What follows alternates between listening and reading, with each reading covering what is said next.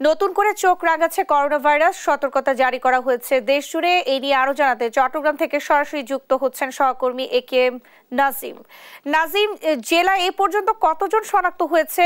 Corona সংক্রমণ রোধে প্রশাসন কি কি উদ্যোগ নিয়েছে জানাবেন।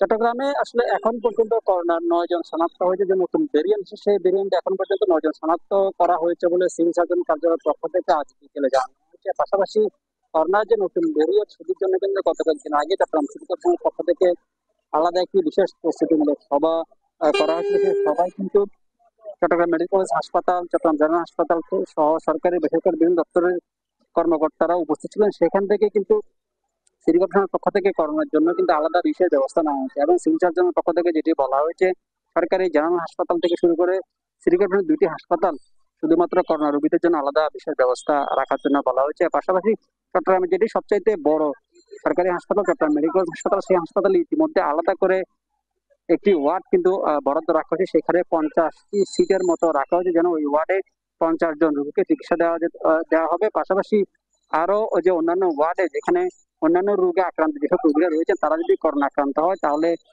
তাদেরকে বিশেষ সুবিধা দেওয়ার জন্য হাসপাতাল কর্তৃপক্ষ ইতিমধ্যে তাদের যে প্রস্তুতি সেটি তারা নিয়েছেন। এবং সিভিল সার্জন কার্যালয়ের পক্ষ থেকে বলা হচ্ছে, করোনার যে নতুন ভেরিয়েন্ট এসেছে সেটি কিন্তু আগের করোনা ভাইরাসের চাইতে 4 থেকে 5 গুণ বেশি বলছেন তারা। কারণ এবারের যে নতুন করোনার ভেরিয়েন্ট, সেটিতে কিন্তু সর্দি কাশি কম থাকলেও সারা শরীরে ব্যথা এবং শরীর অবশ হওয়ার মতো অবস্থা হতে পারে বলছেন বিশেষজ্ঞ চিকিৎসকরা। কারণ আমরা সকাল থেকে অনেক হাসপাতালে গিয়েছিলাম, সেখানে পরিচালক থেকে শুরু করে হাসপাতালের বিশেষজ্ঞ চিকিৎসকদের কথা বলছি, তারা যদি বলছেন নতুন ভেরিয়েন্টে কিন্তু যে মারাত্মক, সেটা হচ্ছে আগে 2 ফুট দূরে থাকলে এখন আর একটু দূরত্ব বাড়িয়ে রাখতে হবে। পাশাপাশি সচেতনতার আসলে বালাই নেই বলা যায়। কারণ তারা যদি বলছেন নতুন এই করোনার যে ভেরিয়েন্ট, সেটির জন্য কিন্তু যারা বাসায় যদি সর্দি কাশি বা কোনো ধরনের উপসর্গ দেখা যায়, জ্বর থেকে শুরু করে, সেই জন্য যেন তারা আইসোলেশনে চলে যায় বা বিশেষজ্ঞ কোনো চিকিৎসকের পরামর্শ নেওয়া হয়।